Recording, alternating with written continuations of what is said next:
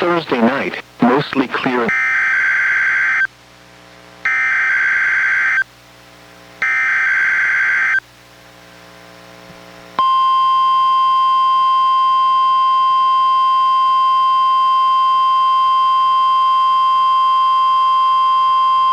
This is the National Weather Service office in Portland, Oregon.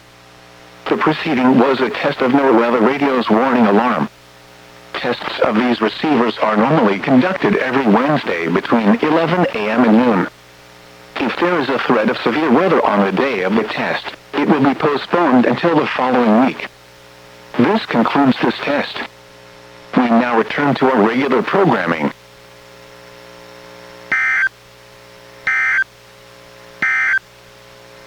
Forecast for the South Washington coast, today, mostly cloudy this morning.